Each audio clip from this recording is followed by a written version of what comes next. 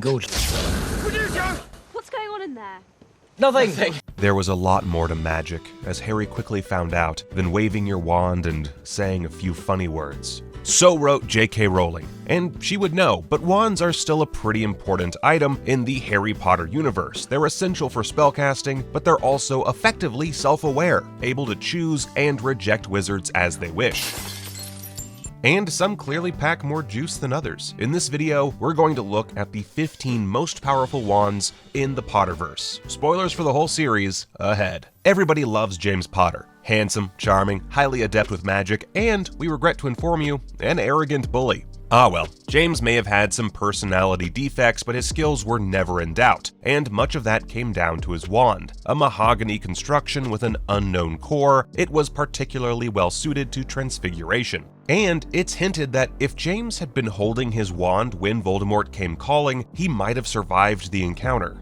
And speaking of killing Potters, Lucius Malfoy would certainly make any list of the most stylish wands in the Harry Potter series, concealed within a snake head walking stick that had passed down the Malfoy family for generations. It's a fitting gimmick for an egotistical villain like Lucius. More to the point, when Voldemort needed another wand to kill Harry Potter, it was Malfoy's Elm and Dragon heartstring wand that he chose for the mission. And he would have gotten away with it too, if it wasn't for that pesky golden fire. Remus Lupin's wand is an interesting case. Containing a powerful unicorn hair, it helped him to master complicated magic skills like the Patronus charm, and generally proved a formidable tool for defending against the dark arts. On top of that, the wand was made of cypress, a wood that tended to favor wizards who were particularly self-sacrificing.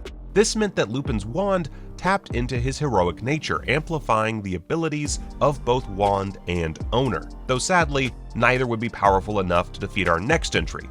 Let's pour one out for Remus Lupin. Anton Dolohov was one of the nastiest characters in the Harry Potter series, a sadistic and gleeful practitioner of brutal spells. 100% loyal to Lord Voldemort, he was happy to torture wizards and muggles alike. Aiding him in these atrocities was his wand, whose wood and core are unknown. One unique aspect of the bond between Dolohov and his wand was that it allowed him to cast spells, particularly curses, without even saying a word. That's a pretty strong connection, and it allowed him to kill Remus Lupin and almost murder Hermione. Bad dude all around. I'm glad that Professor Flitwick stomped his ass. Madame Amelia Bones may not be at the top of most people's list of favorite Harry Potter characters, but she was spoken of admiringly by the likes of Professor Albus Dumbledore. Not an easy man to impress. We never actually saw her in action in the books or the films, but we know that Voldemort considered her a major threat to the extent that he insisted on killing her himself, and even then, she didn't make it easy for him. We can only assume that she had a pretty powerful wand at her side. Moving on. Professor Phileas Flitwick was both Master of Charms at Hogwarts and head of Ravenclaw, a house that tended to feature the brainiacs of the wizarding world. On top of all that, this fairly unassuming guy was champion dueler, legendary, and undefeated. We don't know what his wand was made of or what kind of core it contained, but you don't reach those sorts of heights without packing some serious heat. And let's not forget, he took down Anton Dolohov at the Battle of Hogwarts. In fact, only Voldemort himself was able to defeat Flitwick in the end. If you want to talk wands being well suited for their owners, we gotta mention Professor McGonagall. An animagus, a master of transfiguration, and eventually headmistress of Hogwarts, Professor McGonagall was one of the most formidable witches in the series, and had a wand to match. Stiff and refined, like its owner, McGonagall's wand contained a dragon heartstring core. This type of core tends to result in more flamboyant spells, and we know that this particular example packed a lot of juice. And you're gonna need juice if you're gonna survive a duel with Lord Voldemort, which, of course, she did. And it was Snapple. I'm kidding. These jokes are awful. Severus Snape. Tragic, self-sacrificing hero, or petty, vindictive bully? How about both? Regardless, Snape was a formidable wizard with a lot of innate magical ability. This means that his exceptional skills couldn't be attributed to his wand. But that doesn't mean it wasn't powerful. After all, Snape was able to cast unique spells like Levicorpus, and when it came to duels, he was basically undefeated. Still kind of a dick though. Gellert Grindelwald was one of the most feared dark wizards in the history of the Potterverse, a man whose crimes were so horrific they had a whole movie named after them. Many of said crimes were committed with the aid of the Elder Wand, which we'll come back to, but right now we're talking about his original wand.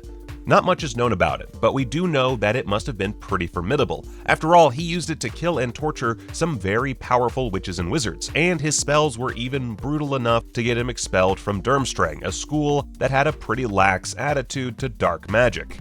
And speaking of dark magic, now Bellatrix Lestrange was not more powerful than Grindelwald or even Snape, but her wand certainly was. Referred to by Ollivander as unyielding, it contained a dragon heartstring and allowed Bellatrix to conjure some truly ferocious magic. In fact, it was so innately evil that neither Harry nor Hermione liked holding it.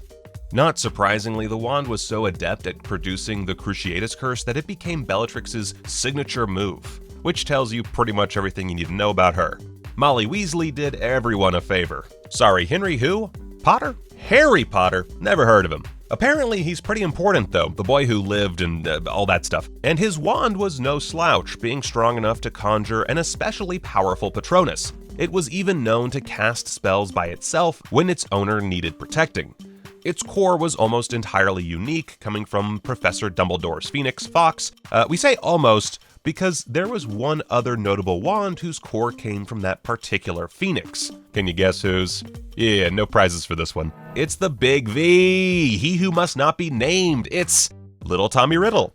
Voldemort's wand was the twin of Harry's, its brother, if you will. But as is often the case with big brothers, it was bigger and nastier than its twin. You'd expect nothing less for the most feared dark wizard of the age. After all, Voldemort's signature move was Avada Kedavra, the most unforgivable of the unforgivable curses. And let's not forget the fact that it allowed him to create Horcruxes, a fiendish work of dark magic. A powerful wand, to be sure, but not the most powerful. Of course, everybody knows that Professor Dumbledore wielded the legendary Elder Wand in his later years, but he didn't always. In fact, he was already known as one of the greatest of all time before he came to possess it. Not much is known about Dumbledore's first wand. What we do know is that he was using it when he defeated a certain dark wizard called, let's check our notes here. Grindelwald, who happened to be carrying, let's check these notes again, the Elder Wand. Need we say more? No, you didn't miss a secret spin-off or sequel. We've never seen Merlin in Harry Potter, but it's canon that he existed and he is spoken of by other wizards as the most powerful ever to live, stronger even than Dumbledore. And such a legendary wizard must have wielded a pretty legendary wand. How else could he channel such mythic power? We're sure the first wizard archaeologist to find Merlin's wand will get a hefty bonus. And finally, of course, it's the Elder Wand. Made of elderwood and containing a thestral hair as its core, this wand was one of the fabled Deathly Hallows. Also known as the Death Stick and the Wand of Destiny, legend suggests that it was made by Death himself, which would explain its age and the fact that it has never been beaten in battle. Part magic wand, part lightsaber, part holy hand grenade, it's the ultimate magic accessory, the GOAT. You gotta respect your elders. Of course, we're far too mature to link this, but if you would like to look it up, there's a 2016 BuzzFeed article called 26 Harry Potter Quotes Made Hilarious by Replacing the Word Wand with, well, let's just say another word. What, you're looking? Real mature, guys.